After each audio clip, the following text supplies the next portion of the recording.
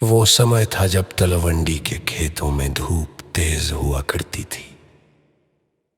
दूर दूर तक हरियाली फैली रहती थी और बीच बीच में नीम और पीपल के पेड़ खड़े होते थे। उन्हीं खेतों में एक बालक अक्सर बैठा दिखाई देता था, शांत, गंभीर और अपने भीतर खोया हुआ। वो बालक कोई साधारण नहीं था। वही बालक आगे चलकर गुरु नानक देव जी कहलाया। एक दिन की बात है, दोपहर का समय था। सूरज सिर के ऊपर था और धूप बहुत तेज थी। बालक नानक खेतों के किनारे बैठकर ध्यान में लीन थे। उनका शरीर स्थिर था, जैसे बाहर की दुनिया से कोई संबंध ही ना हो। सांस शांत थी, चेहरा उजला और मन गहरे विचार में डूबा हुआ। उसी समय पास के खेतों से कुछ चरवाहे गुजरे। उन्होंने दूर से देखा कि नानक धूप में बैठे हैं और उनके सिर के ऊपर एक बड़ा सा सांप फन फैलाए खड़ा है।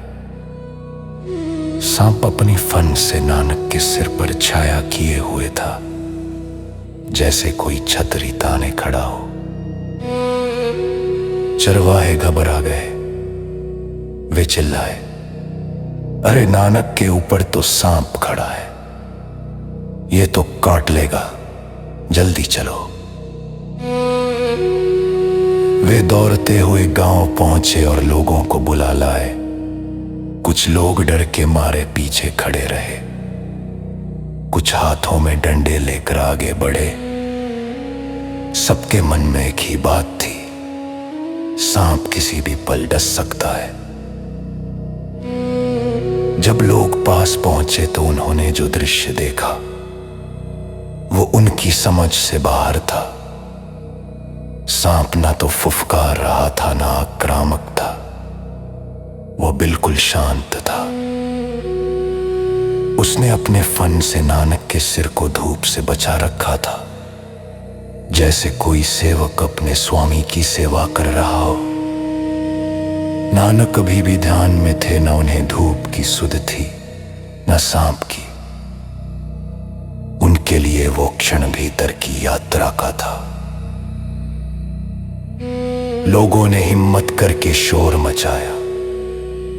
तभी सांप धीरे धीरे पीछे हटा और पास की झाड़ियों में चला गया। नानक ने आंखें खोली। उनका चेहरा बिल्कुल शांत था, जैसे कुछ हुआ ही ना हो। लोग घबराए हुए बोले, नानक तुझे पता है, तेरे ऊपर सांप खड़ा था। हम डर गए थे कि तुझे काट न ले। नानक ने बड़ी सहजता से कहा, अगर मन में भय ना हो तो बाहर का कुछ भी नुकसान नहीं करता। लोग और हैरान हो गए। किसी ने पूछा, लेकिन सांप तो जहरीला होता है, वो तो दुश्मन है। नानक ने बहुत सरल शब्दों में कहा, जिसके भीतर वैर नहीं, उसके लिए कोई वैर ही नहीं होता। डर मन में होता है, सांप में नहीं। फिर नानक ने सबको समझाया, ईश्वर की बनाई हुई हर चीज अपनी जगह सही है। जब मन निर्मल होता है तब प्रकृति भी मित्र बन जाती है। उस दिन लोगों ने सिर्फ सांप नहीं देखा, उन्होंने एक और बात देखी, डर के बिना जीने वाला मनुष्य।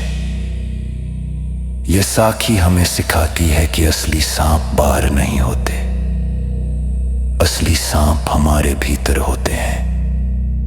डर, अहंकार, क्रोध और नफरत। जब मन ध्यान में होता है, जब भीतर नाम बसता है, तो जहरीली से जहरीली चीज भी नुकसान नहीं पहुंचा पाती। गुरु नानक देव जी ने उस दिन कोई उपदेश नहीं दिया। उन्होंने अपने जीवन से सिखाया। शांत मन, निर्मल भावना और ईश्वर में भरोसा, यही असली सुरक्षा है। जो मन ईश्वर में टिका हो, उस पर दुनिया की कोई धूप असर नहीं करती। वही साखी आज भी हमसे पूछती है, क्या तेरे मन में डर है या भरोसा? There was a time in the village of Talandi when fields stretched far and wide under the open sky. The sun shone fiercely at midday, and travelers often sought shade under trees. In those fields, a young boy was often seen sitting quietly, detached from the noise of the world. That boy was Nanak, later known as Guru Nanak Dev Ji.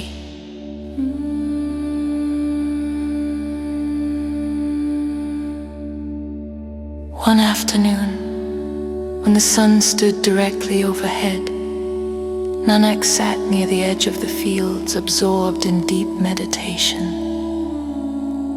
His body was still, his breath calm, and his face reflected peace beyond his age. He seemed unaware of the heat, the land, or the people around him. At that moment, a group of shepherds passed by. From a distance, they noticed something strange. A large snake had risen near Nanak and was standing with its hood spread wide. The snake positioned itself above Nanak's head, casting a protective shade, shielding him from the burning sun. The shepherds were terrified. A snake above Nanak's head, they shouted.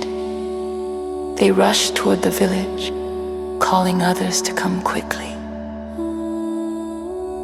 Villagers gathered, some holding sticks, others frozen in fear.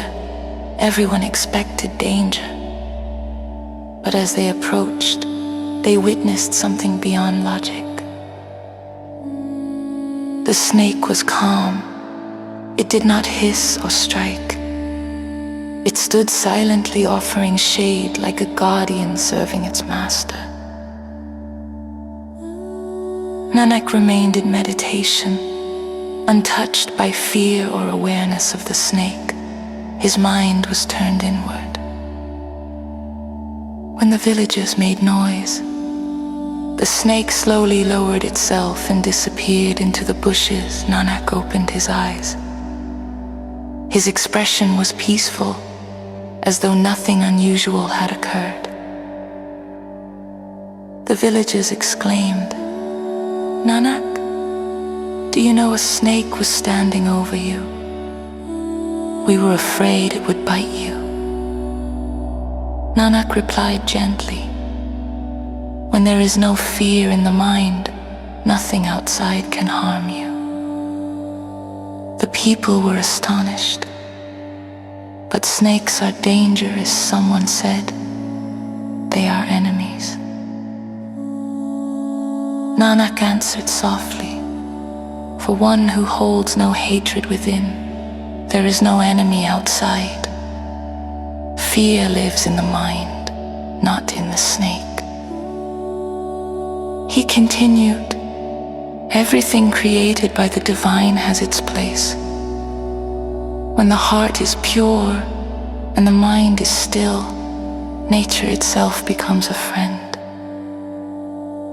That day, people did not just witness a snake, they witnessed a fearless mind. This Sakhi teaches that the real snakes are not in the fields, they are within us. Fear, ego, anger, and hatred. When the mind rests in meditation, when the divine name lives within, even the most dangerous forces lose their power to harm. Guru Nanak Dev Ji did not deliver a sermon that day. He taught through his being, a calm mind, pure intention, and trust in the divine. This is the true protection. A mind anchored in truth needs no external shelter. No heat can burn it, and no snake can strike it.